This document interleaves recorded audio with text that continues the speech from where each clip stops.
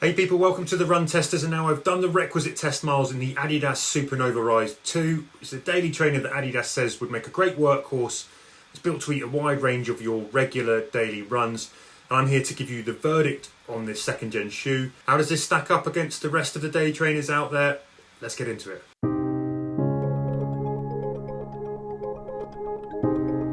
Quick details then, the Adidas Supernova Rise sticks with the same relatively conservative stack, at least by today's standards. The stack height comes in at 36mm in the heel, 26 in the forefoot for a 10mm drop.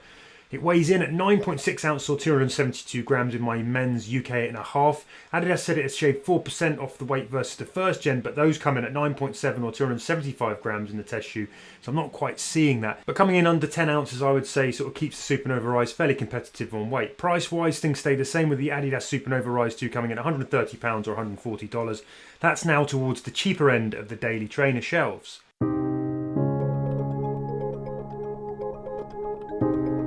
To give you a quick shoe whip round, then Adidas pitches the Supernova as a neutral everyday shoe, a starting point daily trainer that could be good as an option for beginners. The updates to the Adidas Supernova Rise 2 are minimal and largely restricted to the uppers, where Adidas has tried to boost comfort and save weight. That includes new mesh uppers, less padding in the heel, though that's quite hard to see versus the originals, thinner tongues and some softer eye stays here.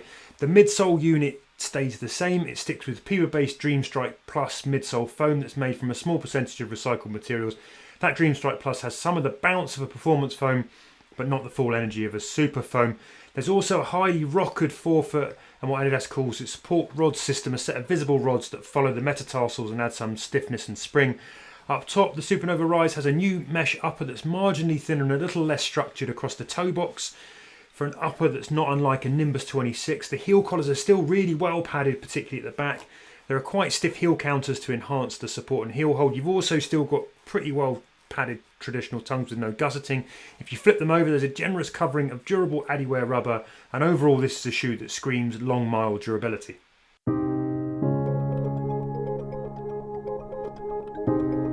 When it comes to fit, in testing I ran in my regular Adidas running shoe size, which is a UK 8.5, and I found these fit well true to size. They're not the roomiest shoes. There's some of that Adidas narrowness that you get, but overall they're roomy enough, just about enough wiggle room in the toe box for good comfort. It was easy to get them laced up and locked in and comfortably kind of held across the foot. Midfoot lockdown was generally good. No problems with the heel slipping. They've got sort of pretty generous padded heel collars that hold the heel nicely in place. I felt well held generally overall and ran in good comfort with no trouble at all. So based on that, I would recommend going true to size.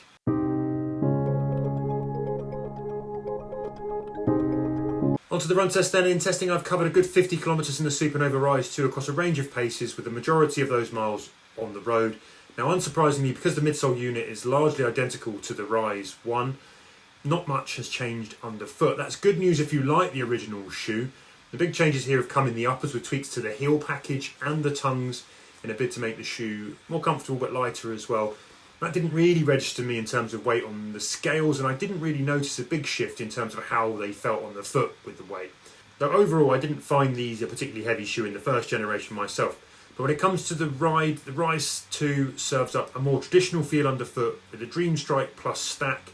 The by comparison now is looking quite low, particularly when you're looking into 2025 shoes.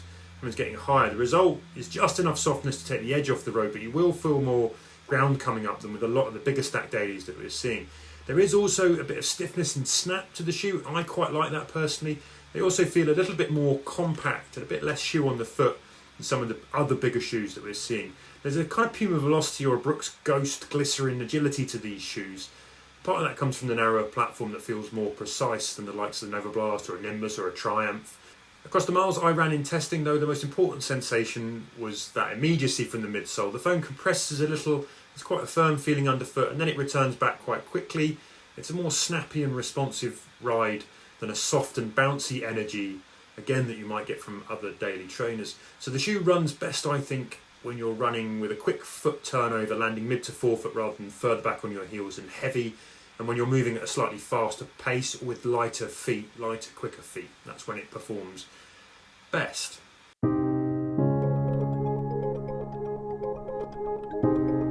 Verdict then, and I think the Adidas Supernova Rise 2 is one of those shoes that's a competent, fairly versatile shoe that will happily eat miles at a range of paces, though I think it's best at cruise cruising pace for me. Now Adidas has pegged this as a shoe that's good for beginner runners who are looking for a workhorse daily trainer that can cover a lot of runs and sort of definitely soak up that 80% of your easy runs.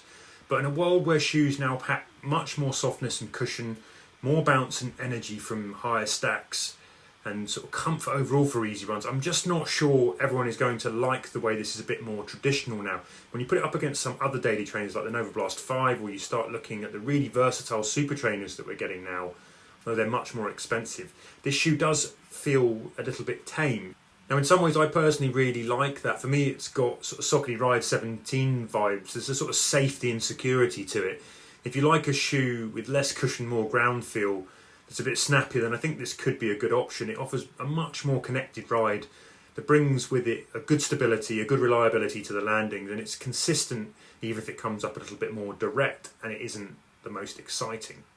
Now at £130, the Rise 2 I think also is quite competitively priced. Shoes are increasing unfortunately, but overall I personally think the Adidas Supernova PEBA, it's a bit smoother, it's somewhat more lively, it probably has a bit more versatility, and for the extra £20 that you'd pay, I think it's probably worth looking at the PEBA over this shoe. But again, if you like a traditional ride, then this one might fit the bill for you.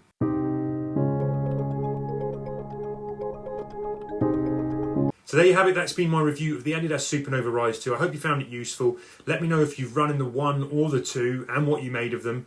Tell us in the comments below what's your go-to workhorse daily shoe. If you're after a good all-rounder, I'm going to pop a video up on the channel now that you should definitely go and watch. Otherwise, thanks very much for stopping by, and until next time, happy running people.